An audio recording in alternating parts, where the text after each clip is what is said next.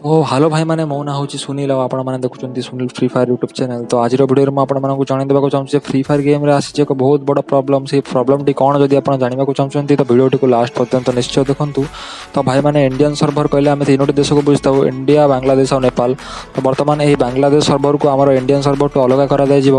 କିନ୍ତୁ ଯେଉଁ ସର୍ଭର ପାଇଁ ଯେଉଁ ଇଭେଣ୍ଟ ଆସିଥିଲା ସେଇଟା କେବଳ ବାଂଲାଦେଶ ପାଇଁ ଥିଲା। ଆମର ବହୁତ ଲୋକ ଭାରତର ଆଉ ନେପାଳର ଏହି ସର୍ଭରରେ ଭାଗ ନେଇଯାଇଛନ୍ତି। ବର୍ତ୍ତମାନ ତାଙ୍କ ଉପରେ ବହୁତ ବଡ଼ ଅସୁବିଧା, କାରଣ ତାଙ୍କ ଆଇଡି ଟ୍ରାନ୍ସଫର ହୋଇପାରେ ବାଂଲାଦେଶ ସର୍ଭରକୁ। ତ ଭାଇମାନେ, ଆପଣ କ'ଣ କରିବା ଦ୍ୱାରା ଆପଣଙ୍କ ଆଇଡି ଟ୍ରାନ୍ସଫର ନ ହେବ ସେଇ ଟିପ୍ସ ଆଣ୍ଡ ଆପଣମାନଙ୍କୁ ଦେବି। ତ ଚାଲନ୍ତୁ ଭାଇମାନେ ଭିଡ଼ିଓଟିକୁ ଷ୍ଟାର୍ଟ କରିବା। ତ ଭାଇମାନେ, ଯେପରି ଆପଣ ସ୍କ୍ରିନ୍ରେ ଦେଖିପାରୁଛନ୍ତି, ଫ୍ରି ଫାୟାର ଗେମ୍ ମଧ୍ୟରେ ବହୁତ କମ୍ ସମୟ ପାଇଁ ଆସିଥିଲା ଏହି ଇଭେଣ୍ଟ ବର୍ତ୍ତମାନ କ୍ରୋମ୍ ସେକ୍ସନରେ ଆଭେଲେବଲ୍ ଅଛି।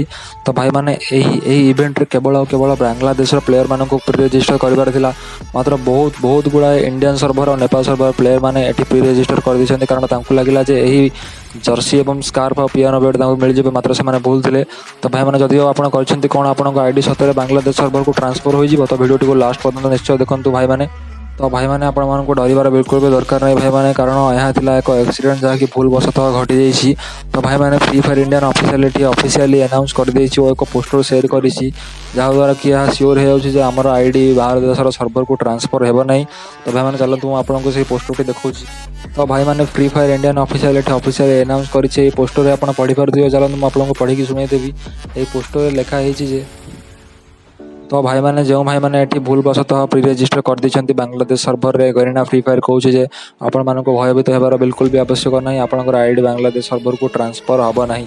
କିନ୍ତୁ ସେ ଏଠି ଏକ ୱାର୍ଣ୍ଣିଂ ବା ସତର୍କ ସୂଚନା ମଧ୍ୟ ଦେଇଛି ଯେ ଯେଉଁମାନେ ଆପଣଙ୍କ ନିଜର ଆଇଡି ଲଗ୍ଇନ୍ କରିନାହାନ୍ତି ସେମାନେ ଭୁଲବଶତଃ କରନ୍ତୁ ନାହିଁ, କାରଣ ଥରେ ଯଦି ଆଇଡି ବାଂଲାଦେଶ ସର୍ଭରକୁ ଚାଲିଯାଏ ପୁଣି ଥରେ ରିଟର୍ନ ହୋଇ ଆସିପାରିବ ନାହିଁ।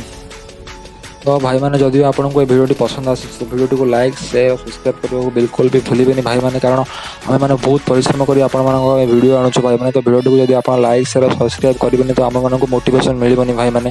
ତ ପ୍ଲିଜ୍ ଭାଇମାନେ ସପୋର୍ଟ ଦେଖ ଭାଇମାନେ, ଓଡ଼ିଆ ୟୁଟ୍ୟୁବରମାନଙ୍କୁ ସପୋର୍ଟ ଦେଖ, କାରଣ ହିନ୍ଦୀ କମ୍ୟୁନିଟିରେ ବହୁତ ଗ୍ରୋ ହେଉଛନ୍ତି ୟୁଟ୍ୟୁବର, ମାତ୍ର ଓଡ଼ିଆ କମ୍ୟୁନିଟିରେ ୟୁଟ୍ୟୁବର ଗ୍ରୋ ହୋଇପାରୁନାହାନ୍ତି।